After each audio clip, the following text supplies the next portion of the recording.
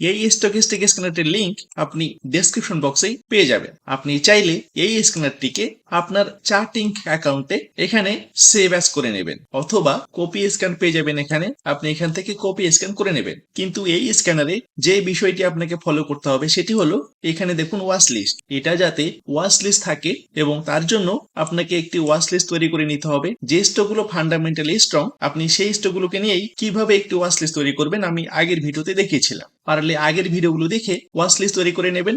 এখানে দেখুন নিখুঁত এন্ট্রি লেভেল, এখানে নিখুঁত এন্ট্রি লেভেল, এখানে নিখুঁত এন্ট্রি লেভেল, এখানেও স্টকিস্টিক 20 লেভেলের নিচে ক্লোজিং দিয়েছিল, আবার এখানেও স্টকিস্টিক 20 লেভেলের নিচে ক্লোজিং দিয়েছিল। কিন্তু এখানে কোনো রকম ইয়েলো মার্ক নেই, তার মানে এখানে আমরা এন্ট্রি করব না। আমরা কোথায় এন্ট্রি করব? যেখানে ইয়েলো মার্ক দিয়ে দেখিয়ে দিয়েছে। আর এই ইয়েলো মার্কটি আপনি চার্টিং এর এই চার্টে কিভাবে পাবেন সেই বিষয়টি নিয়েও আমরা এই ভিডিওতেই আলোচনা করব। তো নমস্কার, আমি মুকেশ, আবারও একটি নতুন ভিডিওতে আপনাকে স্বাগত।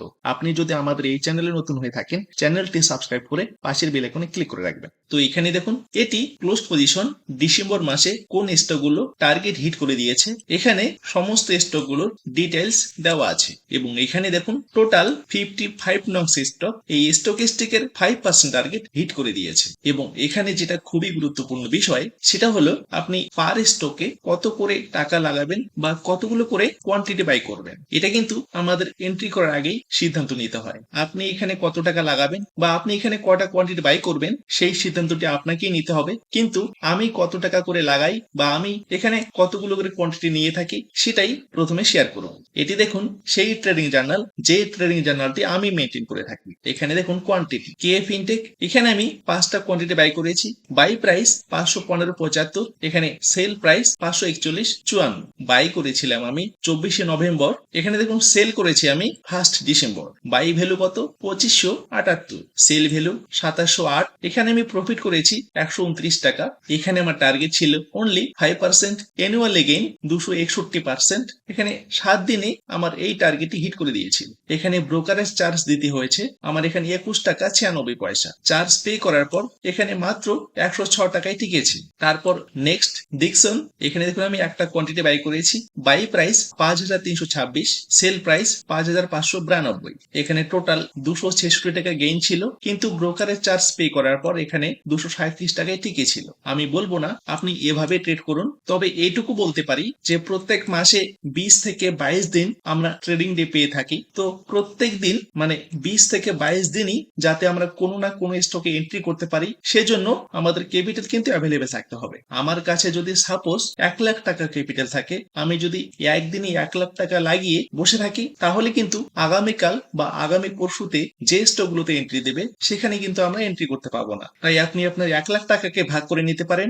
যাতে 20 থেকে 22 দিনই এন্ট্রি করতে পারেন। সেজন্য পার স্টকে কত করে লাগাবেন সেটা আপনি আগেই চিন্তা ভাবনা করেই লাগাতে পারেন। তো এখন আমরা দেখে নেব আপনি এই চার্টিং এর চার্টে এই ইয়েলো মার্কগুলোকে কি করে নিয়ে আসবেন। আমি প্রথমে এখানে রান স্ক্যানে ক্লিক করব। রান স্ক্যান, নিচে এখানে দেখুন কোনো স্টক নেই, আগামীকাল এন্ট্রি করার মতো কোনো স্টকই নেই। কিন্তু আমরা যদি এখানে নিচে যাই, এটি হলো ব্যাক টেস্ট হিস্টোরি। আমি এখান থেকেই কোনো একটা ক্যান্ডেলে ক্লিক করে নেব। সাপোজ আমি এখান থেকে কোনো একটা ক্যান্ডেলে ক্লিক করে নিলাম। এখানে দেখুন 26/9/23 এই স্টকগুলোতে এন্ট্রি দিয়েছি। আমি এখানকার কোনো একটা স্টকে ক্লিক করে নেব। সাপোজ স্ক্যালপারে ক্লিক করলাম। এখানে দেখুন কোনো ইয়েলো মার্ক নেই যে কোথায় কোথায় এন্ট্রি দিয়েছিল, আমরা এখানে কোনো কিছুই বুঝতে পারছি না। কিন্তু এখানে ইয়েলো মার্ক আছে, এখানে আছে, অথচ এখানে নেই কেন? এটি একটি বড় সমস্যা। তো এখানে ইয়েলো মার্ক কি করে নিয়ে আসবো প্রথমে সেটা দেখে নেব। এখানে উপরে যাব, এখানে দেখুন রান স্ক্যান, এই রান স্ক্যানের নিচেই এখানে দেখুন ওপেন নিউ চার্ট এবং তার নিচেই এখানে link scan time frame with chart, এটি অ্যাক্টিভ করা আছে। এখানে দেখুন অ্যাক্টিভ করা নেই। আমরা এটিকে অ্যাক্টিভ করে যদি রান স্ক্যানে ক্লিক করি, এবারে দেখে নেব ইয়েলো মার্ক আসে কিনা। আমি জাস্ট এখানে ক্লিক করে নিলাম, এখানে দেখুন টিক মার্ক চলে এসেছে। আমি এখন রান স্ক্যানে ক্লিক করব, নিচে যাব, ব্যাক টেস্ট রেজাল্ট গুলো দেখে নেব। সাপোজ এখানে ক্লিক করলাম, টাটা মোটরের চার্ট দেখে নেব। টাটা মোটরস এখানে দেখুন এবারে কিন্তু ইয়েলো মার্ক দেখিয়ে দিয়েছে। আমরা যদি এখানে এন্ট্রি করতাম খুব সহজেই আমাদের টার্গেটটি হিট হয়ে যেত। এখানে দেখুন এখানেও স্টকিস্টিক 20 লেভেলের নিচে দুটো লাইন ক্লোজিং দিয়েছিল, কিন্তু এখানে ইয়েলো মার্ক নেই। এখান থেকেও টার্গেট হিট করে দিয়েছিল।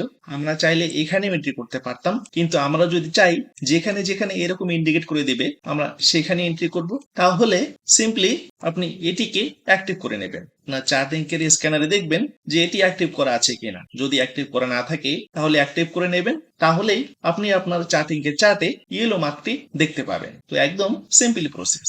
কিন্তু এখানে ডাবল কনফার্মেশনের জন্য আপনাকে এই ইন্ডিকেটরটি লাগিয়ে নিতে হবে। এই স্টকিস্টিক ইন্ডিকেটরটি আপনি কিভাবে লাগাবেন, এখানে দেখুন ইন্ডিকেটর, এই ইন্ডিকেটরে গিয়ে তার আগে আমি এই ইন্ডিকেটরটাকে ক্লোজ করে দিচ্ছি, সাপোজ এখানে ডিলিট করে দিচ্ছি।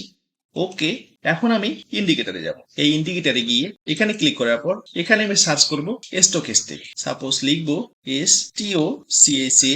এখানে স্টকিস্টিক RSI, লেন্স স্টকিস্টিক অসিলেটর, আমরা এগুলোকে কোনোটাই নিব না, আমরা সিম্পলি স্টকিস্টিকটাকেই নিব। তো এখানে স্টকিস্টিকে ক্লিক করলাম, এখানে ইন্ডিকেটরটি সেট হয়ে গেছে, কিন্তু এই ইন্ডিকেটরের সেটিংটা করা অত্যন্ত জরুরি। তাই আমরা এখানে সেটিং পেয়ে যাব, এই সেটিং এ ক্লিক করে নেব। তো এখানে ক্লিক করার পর এখানে দেখুন লেন্থ, স্মুথ কে এবং স্মুথ ডি, আমরা এগুলোকে চেঞ্জ করে নেব। কি করব, এখানে করব 4, এখানে করব 3 এবং এখানে করব 3। তো এখানে ক্লিক করার পর এটিকে করব 4 এবং এখানে করব আমরা 3।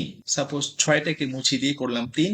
এবারে স্মুথ ডিটাকে করব 3, এই 6টাকে মুছে দিয়ে এখানে করব 3। এবারে সিম্পলি ওকে করে দেব, এখানে ওকে করে দিলাম। এখানে ইয়েলো মার্ক দিয়েছে এবং এখানে স্টকিস্টিক 20 লেভেলের নিচে ক্লোজিং দিয়েছিল।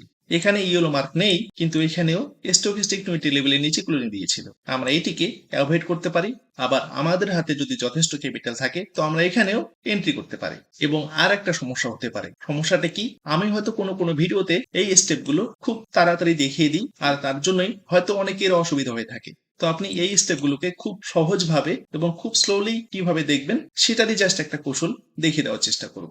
আমি ধরে নিলাম আপনি আমাদের এই চ্যানেলের কোনো একটা ভিডিও প্লে করেছেন, এখানে দেখতে পাবেন সেটিং এর একটা অপশন আছে। এখানে সেটিং থেকে এখানে দেখুন প্লেব্যাক স্পিড, এখানে নরমাল আছে, আপনি এখানে ক্লিক করবেন।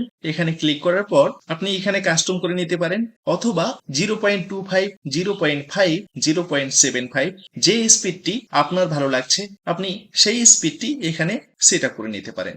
1.25 নর্মালের থেকে একটু বেশি হবে, 1.5 নর্মালের থেকে একটু হাই স্পিড হবে। আপনি যদি নর্মালের থেকে একটু স্লো করে নিতে চান তো 0.75, 0.5 অথবা 0.25 করলে ভিডিওটির স্পিড অনেকটাই কমে যাবে। অথবা আপনি এখানে কাস্টম সেটিং করে এখানেও স্লো এবং স্পিড করে নিতে পারেন, এভাবে কমিয়ে নিয়ে আসবেন আবার হাই স্পিডে নিয়ে যাবেন। তো সিম্পল প্রসেস।